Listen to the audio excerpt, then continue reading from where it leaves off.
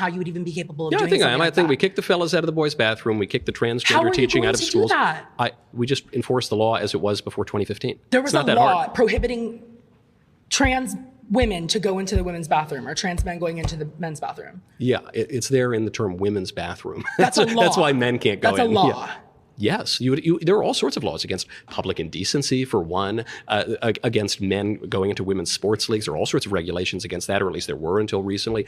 We did not have established in public life transgenderism until very, very recently. That's not true. That is true. Oh my God. That I think a lot of us can get caught up in is we get to a point, even, I'm talking to myself first and foremost. When you hate one side so much, you start to justify and rationalize the pendulum swinging back so strong the other way. But then what ends up happening is it's hard to stop it when it's like, oh, we're good here. We didn't need to go the other way. We didn't need to go the other way. We did not need to go the other way. And Eb said she bet knew that. Eb, you just ahead of the curve, I guess. I was not aware of that. I was not aware of that. There's no way that if I'm trying to think, if somebody asked me that, would I have thought? I mean, for the rest of y'all, were y'all aware of that? I can't say that. I can't believe that most people would be aware of that. Non-white 18-year-olds outright. Non-white 18-year-old boys, I think he said, boys, men, outright. That's a big one. Okay, so is this, G-Road, is this the pivot to an awakening? Are we going back to God? I hope so. I pray so. It's going to be interesting. It's going to be interesting. But one thing, and I actually had a conversation the other day where they were talking about how matter of fact, it was in the sauna. I wasn't even in the conversation, to be honest. I was just ear hustling. I can't even say ear hustling. They having a loud combo. I'm trying to get in my zen, whatever.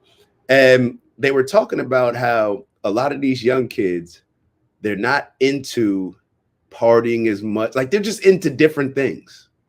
They're just into different things. They're going to church more. Like, where I remember my nan, and, we grew up going to church right in Montclair, Trinity Presbyterian. A whole lot of us went there.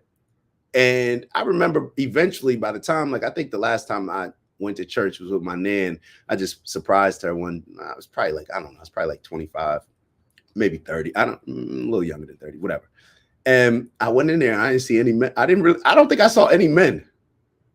I know I didn't see any young men. I'm sure, matter of fact, I did see some men, some older men, but I didn't see any young men. And I feel like a lot of the older men, they were part of the church or did something like associated with it. Now it's starting to see a shift, in my opinion. Just my opinion. Let's keep going. That is amazing, given historical trends.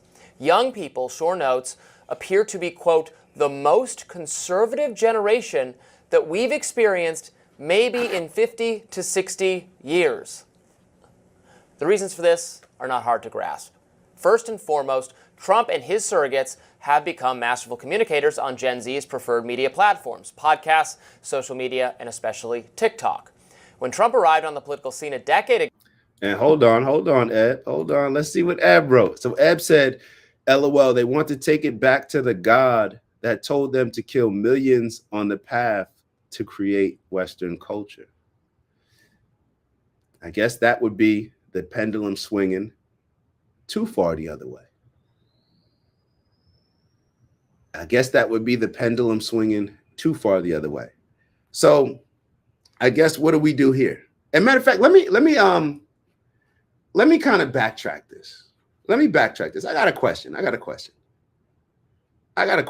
because Eb, I've had your perspective at certain times in my life. My question is, do you think America's ever been great? Do you think America's ever been great? And I wish I could play this. So what got me thinking about that question again was Stephen A. was interviewing Hakeem Jeffries, the House minority or majority leader. I thought he was the majority leader, but they said minority, whatever. Hakeem Jeffries, one of the leaders in the Democratic Party. And he was saying how America's, we have to do better. America, we're the greatest democracy in the world. And that just triggered me. I was like, oh, shoot. Like, Hakeem Jeffries said that America is the greatest democracy in the world. You don't typically hear, or I don't typically hear, maybe I'm just wrong about this, but I don't typically hear a lot of the Democratic side praising America or using the word great when it comes to America.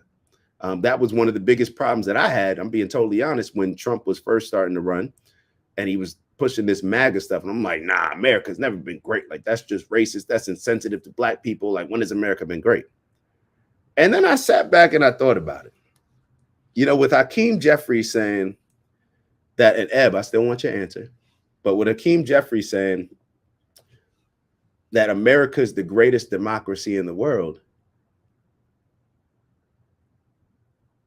would y'all put any other country above America? And when I think back to this, and it's almost, I'm being totally honest, like I'm almost hesitant to say this, even though I said it in a video that I recorded yesterday, but I just haven't put it up. And it's still a little bit weird to say it just because I've been on a totally different side. So let me, hold on. So Ebro, great for different people at different times, but not necessarily great for all people at the same time. I'm with that. I think that's a great answer. I think that's actually a great answer. Great for different people. Let me read it again. Great for different people at different times, but not necessarily great for all people at the same time. Let me ask you this. Do you think that, or matter of fact, I don't even want you to write an answer. I think this is just more a question for everybody. But what would a country look like? What would America look like being great for everybody? Like, what really would that look like? Or are we always going to have certain people, disliking certain things, feeling oppressed? I guess it would be more so of when would we have our highest approval rating for America, almost, right? So cool. But dang, I missed what I was going to say. Oh yeah. So when I think about different times of America being great, I saw somebody post this, and it just kind of checked me in a little bit, where the Civil War, I remember going down to Virginia and seeing Confederate flags for the first time, like when I was in college, and just seeing a bunch of these Confederate flags, same thing, right? No, Confederate flags. And I'm thinking like, yo, damn, they're racist. Yo, they want slavery back. Like, those were my first responses. Like, they literally, and there's some businesses like something RX Dixie or something Dixie, where it's like a Confederate store and they got the Confederate flag. Like, I'm like, yo, this is crazy. Like, they pushing slavery. And these were my thoughts, whether I expressed them verbally. I'm sure I did to some friends that I was with, but even every time I see that Confederate flag, there's a part of me that thinks like, yo, that's just slavery. That represents slavery. So if I think that, and if the Civil War was over slavery, now we'll be able to sit here and say like everybody had their own individual interest here and there. But when you look at the founding of America and what it is now, I guess it started off based on a Civil War where you had a whole bunch of white people dying, risking their lives, fighting to end slavery. Will we have to say that? Because if we're going to say on one end that the Confederate flag represents slavery and that the Civil War was really just fought over slavery, that was the main thing, then don't we have to celebrate the people that fought on the side that won, that ended slavery? That we had a country that stood up and said, you know what, this is wrong. We're no longer tolerating it. Now, I think we also have to say that from the politician standpoint, I don't think that Abraham Lincoln I don't think that he ended slavery to be a good person. I don't think that. And I think that there's been some quotes where he actually said that if he could preserve the Union while keeping slavery, he would. So that's from the politician standpoint. But I'm talking about the actual people that fought and died. They had to convince those people to go to war. Now, in Abraham Lincoln's mind, he could say, you know, hey, I'm the leader, so we got to keep this country together. But think about right now. It may be a little bit tough to get people to say if half the country of America right now wanted to, hey, we doing our own thing. It may be a little bit tough to convince people to say, send their kids and say, okay, y'all gonna fight against them. You probably say like, yo, let them do their thing, whatever. Okay, whatever. I'm on this side.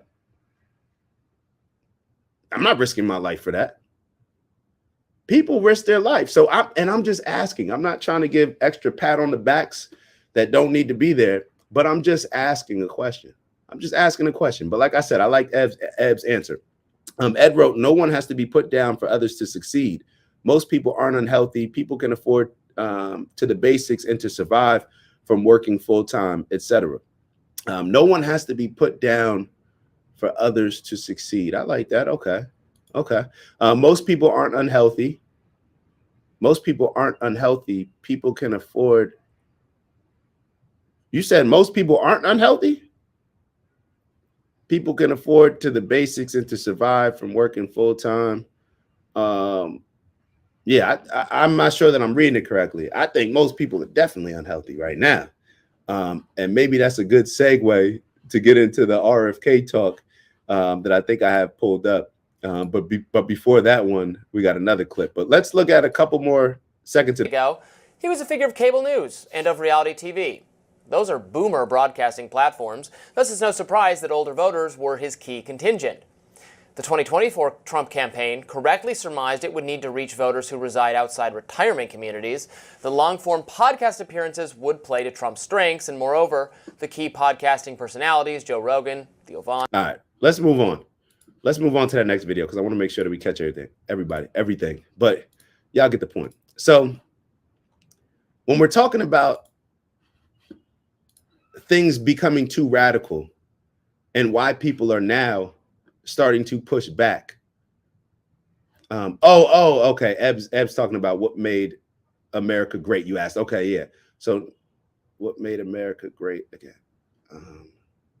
Yeah, I'm not sure that I'm following, but I think I understand your point. G wrote, how far do we want to go back? Have we not been flawed since inception? In my humble opinion, we have been trying to figure it out since day one. Other cultures have existed for thousands of years. We are young. That's it. Yeah, I think y'all both are making good points. Let's move on to this video that I want to show y'all. And when I speak about things becoming so radical and a lot of people accepting a lot of the things that have been pushed, I think this is an example of a large group of people, including those 18-year-old men who decided to vote for Trump. I think it's less about Trump in a lot of ways, even though Trump is a dynamic person. So, you know, he's a likable person to a lot of, if you agree, if you like Trump's policies, and if you're just fed up with a lot of woke stuff, you're probably going to like Trump. Just being honest, you're probably going to like Trump because the little stuff that may offend certain people or big stuff, depending on, you know, everybody can be offended however they are. But you're probably going to be less sensitive to that than you are pissed off at perhaps what we're getting ready to see. All right, let's take a look.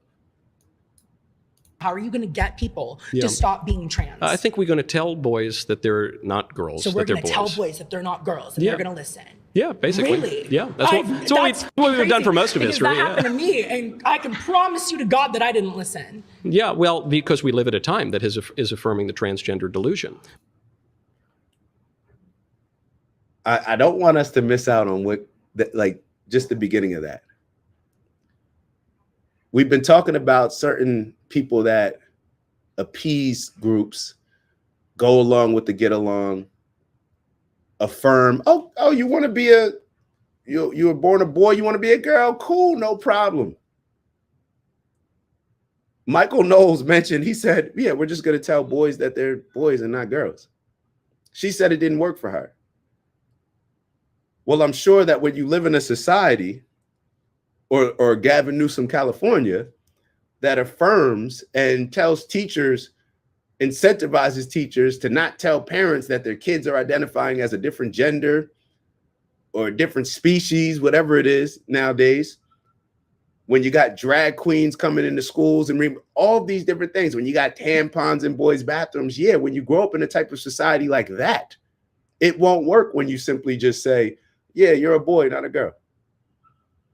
But is Michael Knowles correct? Like, is it more the society, more the culture allowing and affirming these type of things? But once again, I'm just bringing this up to say, I think the majority of America will look at this and say, yeah, this is a little wild. Like, I can't say that I get behind this, with this type of movement and accepting her as a woman, even though they'll still vote Democrat. A lot of people still vote Democrat because of other things and their disdain for Trump, amongst a bunch of other stuff, perhaps. But this is what I mean when I say that things have gotten so radical to where now you see this younger conservative movement and perhaps the pendulum swinging back the other way. But we'll see where it lands. Let's keep going. But if we lived at a more sensible time, probably you would have listened, and you might have had some. And I think we should just return to a more sensible kind of politics. But what is yours? You're not giving a solution on how. Hold on, let me catch up with the comments. My fault. So Mama Lay, shout out to Mama Lay. I believe Ebony is saying most people would be healthy in an ideal world. All right, let me go back to that because I don't want to miss something or misquote. Great for different people at different times, but not necessarily great for all people at the same time. No one has to be put down for others to succeed. Most people aren't unhealthy. People can afford to the basics and to survive from working full time. Instead of, I got it. Yeah. Okay. You're giving credit to America. Say it. I got you. Ideally speaking, I get what you're saying. Okay. Thank you for clarifying that. G wrote, what is closer to good and evil? Dem or Republican? What's best for humanity? Is it that simple? Good and evil? I think people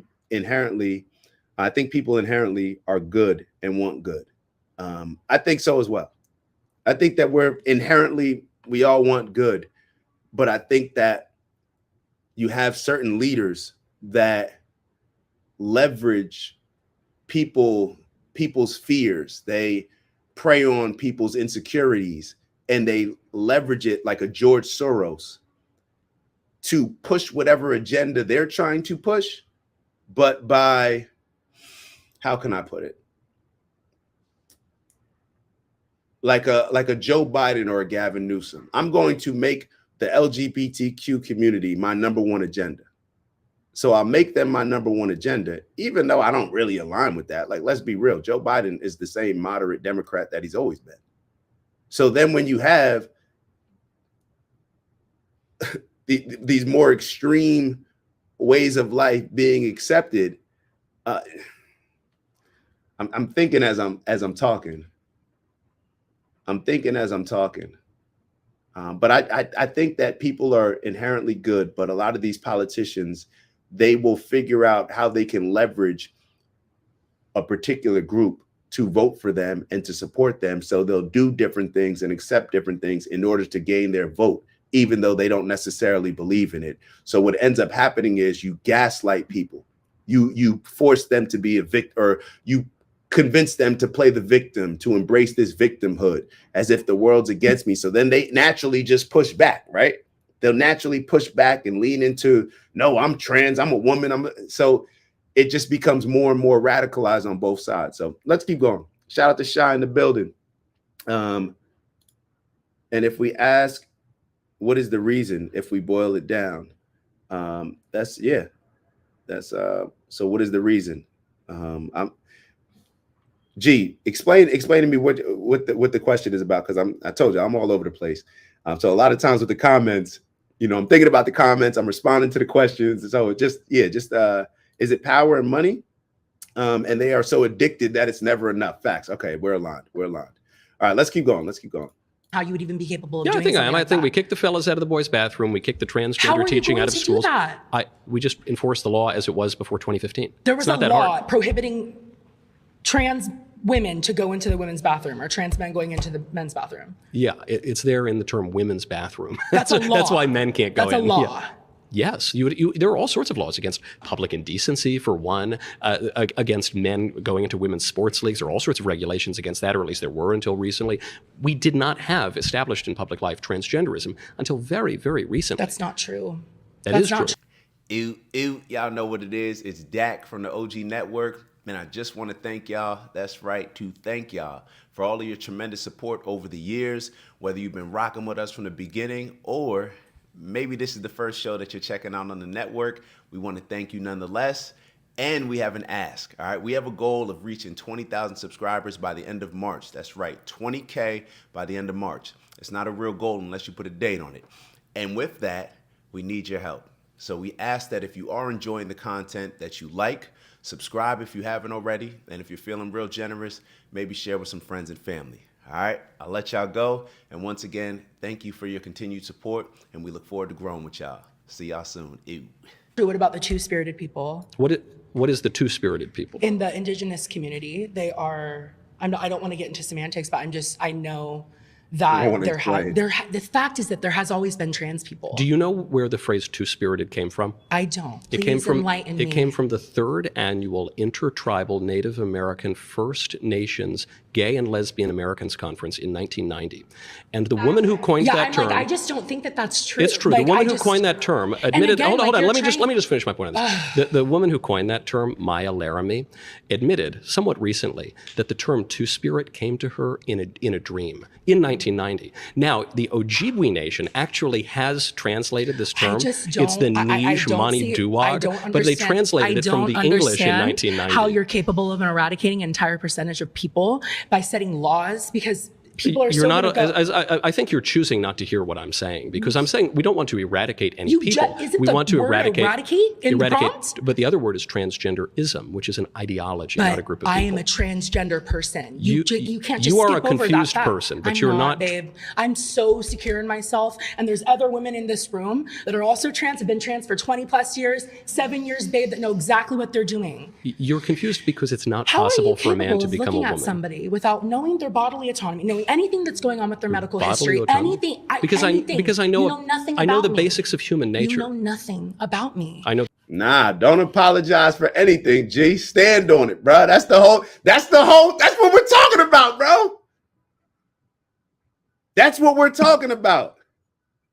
Nah, stand on it, bro. We've been too passive for too long, in my opinion, allowing all this craziness. And the reason why I'm not saying allowing all this craziness, see, some people will look at this video that we're watching and say, oh, I can't stand this person. I hate this person. That's not what I'm saying at all. I feel like this, I feel bad for this person. I'm being totally honest. I feel like this is a mental health issue. I really do. I feel bad, and I feel like society has done a terrible job in egging this on and gaslighting these people, not because the people actually believe that they're just using these type of people. The politicians and leaders, they're using these type of people.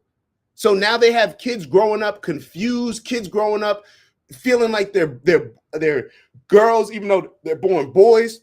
All of these different things. These are children. Their brains are not properly developed. And you got kids that are transitioning to become another gender because they don't like playing with little monster trucks or whatever. I'm not trying to simplify it into that, but this is wild. It's wild in my opinion. And I'm telling you, me personally, I feel bad for this. And when we don't speak on certain things, what ends up happening is what has happened. When we excuse certain stuff and just say, look, man, people should just be able to live however they want to live. If you want to be transgender, you be transgender. You want to be gay, you want to be gay. Yes, cool. But when it comes to the point where it's impacting society and it's impacting culture to now where we're almost incentivizing this stuff. We know that kids are sponges. We know that kids are impressionable. We know all these things, especially in these vulnerable early years. They don't know what's going on. They're kids. And when you push these things on them, Now, whenever they have questions, as kids will naturally have, now they'll look at it and say, oh, I must be this. And they're being encouraged. They're having drag queens reading books to kids at the local library and school. Like this, nah, G, stand on what you stand on, bro. Stand on what you stand on. G wrote, that's why I said, how far do we go back? Oppressed versus oppressor. Keep boiling it down to the root cause. It's nah, you got to stand on what you believe in. And a lot of times I feel like we don't express how we truly feel because we don't want to hurt other people's feelings, but not hurting people's, not going out of our way to not try to hurt people's feelings. In my opinion, it's hurting a lot of these people. It's hurting a lot of the people. Just like the video that we showed in the beginning, the dad could have said, oh, I don't want to hurt my son's feelings. No, I'm going to slap my son and I'm going to give my whatever I need to do to my son to make sure that I scare him. So he's scared of me. So that way he'll listen to me and not get caught up in these streets. That's what we're missing that. And a lot of people will sit here and say, you know what's so funny to me? And you hear it a lot when we talk about dating. A lot of women that I speak to, oh, I want a man like my grandfather. My grandfather did this for my grandmother. Do you know how your grandfather would be feeling about a lot of this stuff? See, you pick and choose the things that you want when it comes to your conservative grandfather. You pick and choose. Oh, do you think that your grandmother would be talking to your grandfather how you talk to your? Oh, okay. You want everything that benefits you. You want everything that makes you feel comfortable, but you don't want the other things that come along with it. Can you? I can't. If my grandparent, if my granddad, if my grandfathers were still alive, I could not even think of having like them seeing the type of stuff that's going on right now. Let's keep going. That you're human. And I know a little bit about human nature. And I know that a boy can't become a girl. So that's what I know. Does anybody want to take over? All right. Where did I say we were going to next? I think we're going to RFK. All right, so brace yourself. Let me find this video on RFK Jr. My apologies. I should have had it already queued up. My apologies. Let me find this RFK Jr. video. All right, here we go. I got it.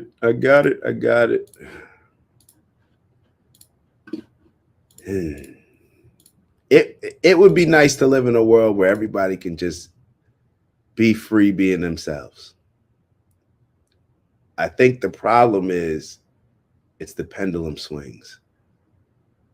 It's, well, not only do I want to be like, as soon as it's acceptable to be gay and cool, like, yo, I don't care. Like, who cares if marry whoever you want to marry, cool. But when you start pushing it as a movement and trying to get other people to join it, then it becomes a problem. Just like we all don't like, look, man, there's a lot of us that run upstairs when you see the Jehovah's Witnesses coming around because you don't want them pushing their beliefs on you. Well, this is the same thing, right? Now, I'm not trying to say that they're pushing the same thing, but what I'm trying to say is that if you could understand how certain people don't even want somebody coming by and giving them information about who they believe is their God and Lord and say all these different things, but then we just can't understand how people would have a problem with them pushing all this trans stuff and all these crazy woke ideologies. Like, that's a little, come on now. We're not being realistic. All right, let's what did I say? RFK, right? All right, let's look at this video. This is why I love RFK Jr. It's Dak. Just want to thank you for checking out our video and visiting the OG Network. If you enjoyed the video, please make sure that you give us a like. And if you're looking to join a community of inspired individuals striving for purposeful abundance, subscribe. And if you're feeling real generous, share the video with some friends and family. All right, I'll see y'all soon. Ew.